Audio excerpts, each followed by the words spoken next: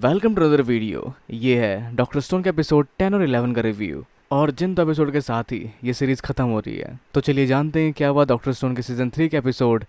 10 और 11 में। तो एपिसोड की शुरुआत हम देख पाते हैं सेगू को एक साइंस की ईयरिंग बनाते हुए, जिसके लिए वो यूज करता है कॉपर का, जहाँ वह कॉपर को कॉइल करके कुछ ऐसा शेप बनाता है जो बनता है इंडक्टर, जिसके साथ वो इस्तेमाल करता है रोशेल सॉल्ट का, जो बना था वाइन से। जिन दोनों के इस्तेमाल से बन जाता है एक छोटा सा स्पीकर, जहाँ कॉपर रिसीव करेगा ट्रांसमिशन और उसको सुन पाएगी कोहाकू अपने कान में लगाने पर इसमें कोई गैजेट तो दिख नहीं रहा, ये ईयरपीस कैसे बन गया, जो गैन्य का सवाल भी था। अब क्योंकि इस समय माइक्रोचिप तो बिल्कुल नहीं बना सकते, तो क्या किया इसने, तो ये पत्थर लगाए हुए इसके आसपास, और बाकी इसके अलावा गैलीना, पायरेट या नेटिव कवर भी काम कर सकता है ट्रांसमिशन कैच करने के लिए, और जिसमें कोई बैटरी भी नहीं है। ये ऐसे ही काम करेगा जैसे हमारे टीवी के एंटीनास काम किया करते थे, जो वैसे एक्सपेरिमेंट करने वाली चीज़ लग रही है। क्या ये सच में काम करती भी है या नहीं, काफ़ी हैरान करने वाली बात है, पर ये शायद काम कर रही है। तो ये बिल्कुल एक क्रिस्टल रेडियो की तरह काम करेगी, जहाँ पर इनकमिंग आएगी लेकिन आउट गोइंग नहीं मिल सकते इन्हें उसके थ्रू, क्योंकि उसमें कोई माइक है ही नहीं, ना ही कोई ऐसा डिवाइस जो ट्रांसमिशन एमिट कर सके जिसको ये रिसीव कर सकेंगे, जिस वजह से वो सिर्फ रिसीव कर सकता है ट्रांसमिशन को और उसको सुनवा सकता है इसे पहनने वाले को, जिसको ये लोग फेंकते हैं, जिसको नोटिस करके कैच कर लेती है कोहाकू भी, और फिर पहनते कान में, जहाँ पर गेन्या टेस्ट करता है इसको, कहकर उसको कि अगर तुम मुझे सुन पा रही हो तो एक क्यूट पोज करो, जहाँ क्यूट का मतलब उसको बिल्कुल नहीं पता, लेकिन उसको याद आता है सुइका की, और वो करती है क्यूट पोज सुइका वाला, जिससे वो समझ पाते हैं कि वो सुन पा रही है इनको। बस इसके बाद ज्ञान की लगने वाली है, तो बेसिकली ये ईयरपीस आसपास के सिग्नल्स को कैच कर सकती है और सुन सकती है। तो वैसे मिशन का किस्सा क्लियर हो चुका है, जहाँ पर जो भी ये बोलेंगे वो सुन सकती है। हाँ, पर अब आगे क्या, क्योंकि वहाँ मौजूद करिसामे नाम की लड़की काफ़ी स्ट्रॉन्ग है, जो शायद आसानी से हरा सकती है कोहाकू को भी, पर इन्हें बेसिकली फोकस करना उस पत्थर की ओर, जो कि जब वो फेंकेगी इन्हें पकड़ लेना है। तो अब क्या करेंगे ऐसा करने के लिए वो, पर उससे पहले हम बढ़ते हैं बेस की ओर, जहाँ सभी लड़कियों को ले जाया जा रहा है। तो जहाँ कोहाकू छठ से उस लड़की को हरा कर उसके पत्थर बनाने वाले पत्थर को चुराना चाहती है, और वो उसे हमला करने की सोच रही है जब वो रात को सो रही हो, पर यह पॉसिबल नहीं है या शायद थोड़ा मुश्किल है। जहाँ एमरलिस भी सोचते हैं कि रात के समय हम मास्टर पे हमला कर सकते हैं, लेकिन वो क्या अकेले सोते होंगे,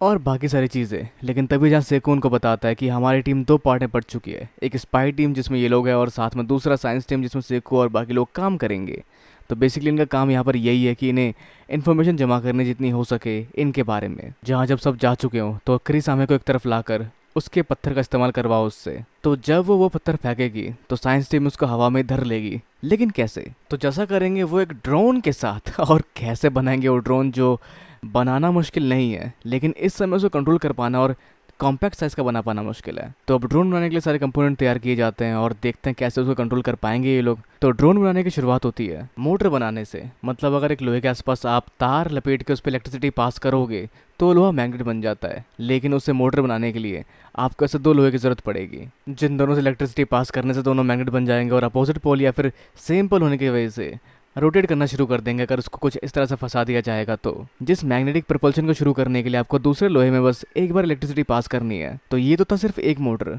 जहाँ बाकी मोटर बनाने के लिए इन्हें और कॉइलिंग करनी पड़ेगी लोहे के अराउंड। तो इस काम में लग जाते हैं, जहाँ जितनी बार इसे घुमाया जाएगा ये उतने स्ट्रॉन्ग मैग्नेट बनेंगे। तो आगे दिखता है हमें इनके मास्टर का बेस, जो पूरा का पूरा एक पेड़ पे बना हुआ है, जिससे मिलने उनका मंत्री जाता जरूर है, लेकिन दिखता नहीं कि वो कौन है। तो आगे यहाँ एक सन की दिखता है जो कि पत्थर की मूर्ति तोड़ रहा होता है, और ये उस बंदे की मूर्ति बनी होती है जो अपनी बेटी को यहाँ से वापस लेने के लिए आया था। अब वैसे यहाँ इस जगह का मुआयना करने के लिए 15 सेकंड मांगती है कोहाकू, जिस समय तक अमरलिस को उसके वापस लौटने से पहले तक इनको बिजी रखना है। तो वो शुरू करते ड्रामा, ओह आप कितने कमाल के हैं, और वहाँ मौजूद गेट कीपर्स को अपने सुंदर सुंदर बातों में फंसा लेती है और उनकी तारीफें करना शुरू करती है, जहाँ कोहाकू बाकी जगहों की पड़ताल कर रही होती है। पर अमरलिस के पास शोर शराबा सुनकर वहाँ आते हैं करिसामे, जिस बीच जल्दी से पहुंच जाते हैं समय रहते कोहाकू वापस वहाँ पर, और सब बच जाते हैं। तो वैसे कोहाकू ने कुछ तो ढूंढा जो काम आने वाला है सिंक और बाकी लोगों के। अब आगे वैसे इन सबकी ट्रेनिंग शुरू होती है सर पे इस बैम्बू के जो भी डंडी वंडी उसको बैलेंस करने की। वैसे ही ट्रेनिंग इतनी आसान नहीं होती, जो एमरलिस और कोहाकू काफी प्यार से कर रही होती है, लेकिन मार पड़ती है यहाँ पर गिनरो को बेचारा। तो वैसे सेको और बाकी लोगों ने मिलकर मोटर बना लिया है, और उस मोटर से इन लोगों ने ड्रोन तो नहीं बनाया, बस एक चूहा बनाया है, जिससे ये कुछ संदेश भेज सकते हैं आगे तक, या फिर उसके साथ संदेश पा सकते हैं कोहाकू का, जो भी वो कहना चाहती हो, बिल्कुल बिना किसी को पता लगने दिए, क्योंकि वो दिखने में एक चूहा ही लग रहा है, जो सिर्फ एक चूहा है, कोई इलेक्ट्रॉनिक गाड़ी नहीं। तो वैसे इसके साथ उन्हें संदेश भेजना था या फिर एसओएस भेजना था, पर लिखने वाली बात जहाँ तक याद आती है किनरो को, कि उसने कभी ऐसा किया ही नहीं। जहाँ किनरो सीखने गया था, पर उसकी बात सुनकर वो ट्राई करता है सेम लिखना और पढ़ना सीखना, ताकि कभी भी संदेश भेजना उसके लिए आसान हो, पर ये सब इमेजिनरी है, रियल टीम उसने कहा ये बकवास काम मैं नहीं करूंगा, तुम करो किनरो। तो वैसे किनरो को लिखना पढ़ना नहीं आता और गलती कर दी उसने उस समय ना सीख कर, पर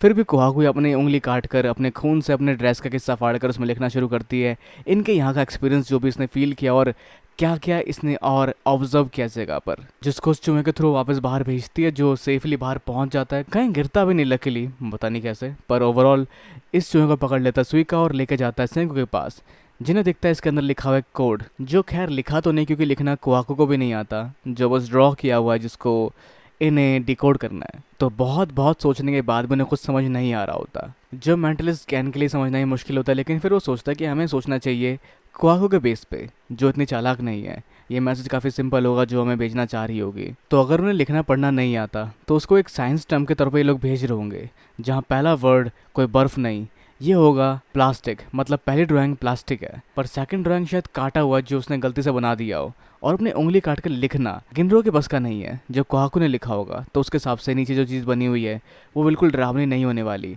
वो किसी और चीज़ को रिप्रेजेंट करती है। साथ ही नीचे बनी ये ड्राइंग उसे कंफर्टेबल वगैरह वगैरह चीज़ों को समझाती है जो गांव वालों के लिए बेनिफिशियल होगी। तो क्या बताना चाह रही है वो, जहाँ पर आगे हम देख पाते हैं कुहाकू बता रही होती है कि नीचे मौजूद वो चीज़ जो कि इस पेड़ की जड़ें हैं वो है चाबी साइंस किंगडम के लिए, क्योंकि उसका शेप बिल्कुल नेचुरल नहीं लगता, नेचुरली ऐसी कोई चीज़ हो ही नहीं सकती। तो हो सकता है शायद ये वही जगह हो जहाँ छुपा होगा वो बक्सा, वो खजाना जो सैको के डैड ने और उनकी टीम ने छुपाया होगा, यानी कि सोयूज स्पेसक्राफ्ट, जहाँ वैसे इसके इन सभी संदेशों का मतलब बनता है कि इन्होंने ढूंढ लिया है प्लैटिनम को, जैसे काटे हुए हिस्से का भी मतलब बनता था, मतलब जो उसने मतलब बना दिया होगा पता नहीं कैसे, पर ओवरऑल समझ पाएंगे लोग कि उन्होंने ढूंढ लिया सोयूज स्पेसक्राफ्ट को और साथ में प्लैटिनम के सोर्स को, जो बनेगा कैटलिस्ट नाइट्रिक एसिड बनाने के लिए, जिससे सभी लोगों को काफ़ी तेज़ी से दोबारा रिवाइव किया जा सकेगा। और अब कहानी में आगे रात के समय चुपके चुपके बढ़ती है कुहाकू उसी तरफ जहाँ पर उसे स्पेसशिप के होने का अंदाजा है, जहाँ के पेड़ पौधों को हटाकर उसको वो चीज़ दिखती भी है जिसको छूते ही वो टूटने लगता है।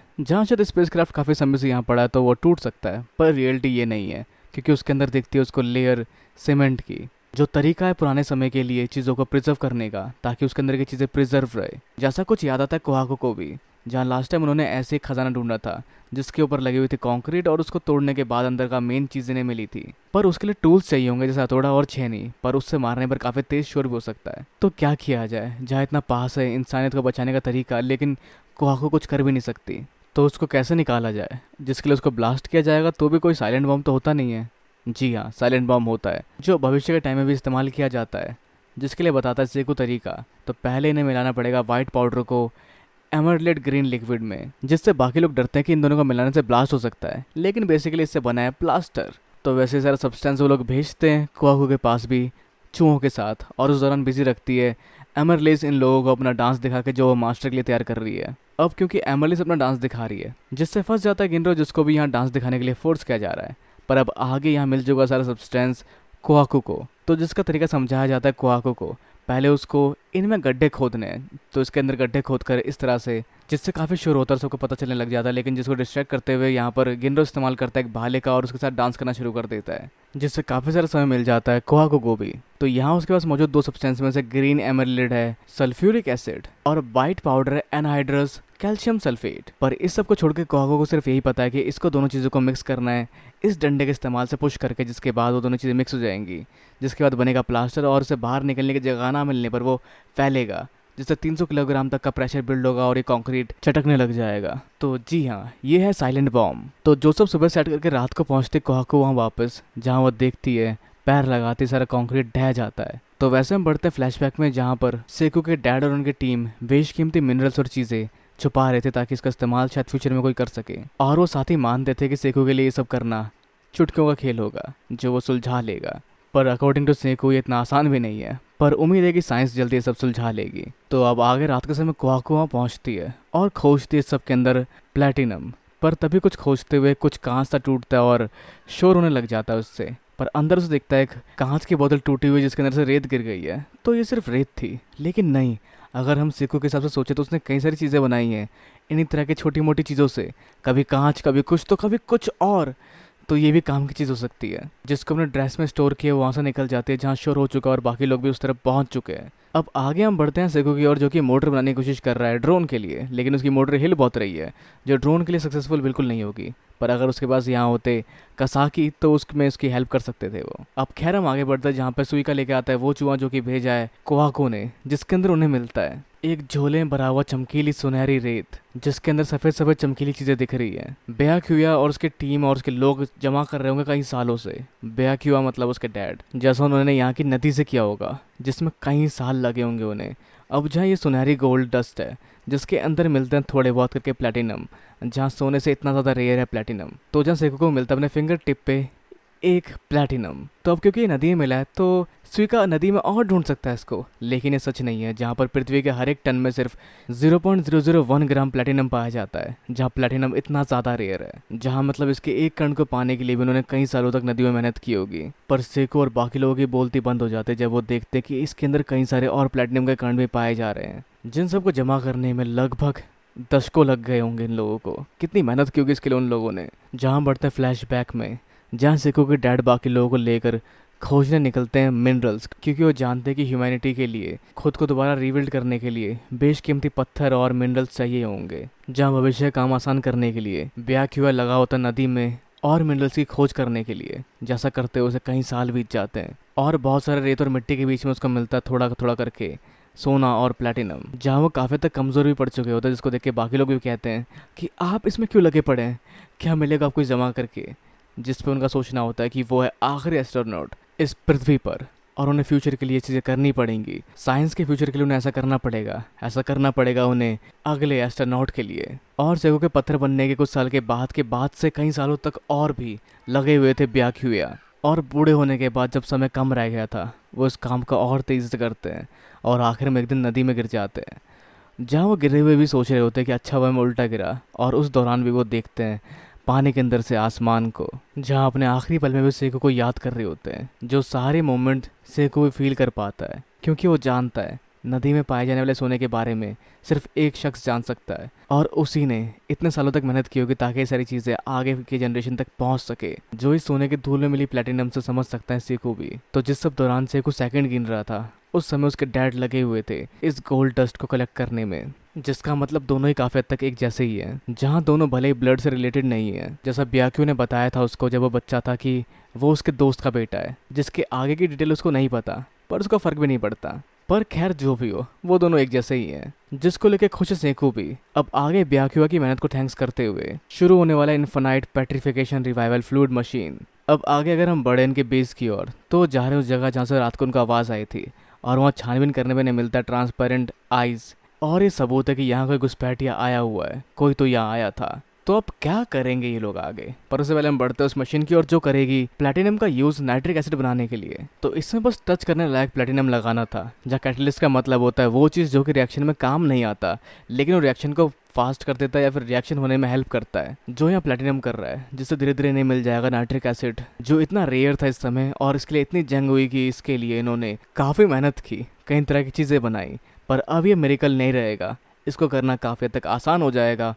सेको के साइंस के साथ, और जिसके साथ हम करेंगे रिवाइव दोबारा अपने सभी साथियों को, साइंस ऑफ किंगडम के लोगों को, जिसके बाद ये लोग चुराएंगे पेट्रिफिकेशन बीम को, और साथ ही उसके एक आखिरी जंग भी शुरू होगी जो सब काफ़ी कमाल का होगा। तो ये था डॉक्टर स्टोन के सीजन 3 का फाइनल एपिसोड। तो वैसे अब आगे क्या होगा, कैसे ये लोग बाकी लोगों को रिवाइव करके जंग की स्ट्रेटजी बनाएंगे, अपने विचार हमें नीचे कमेंट में ज़रूर बताओ, और क्या क्या और होगा वो भी काफ़ी ज़्यादा एक्साइटिंग है। तो उसके बारे में नीचे कमेंट में ज़रूर बताओ। इस वीडियो को लाइक शेयर और सब्सक्राइब करना भी बिल्कुल ना भूलें। तो के लिए मिलते हैं अगली वीडियो में। Sayonara and have a nice day.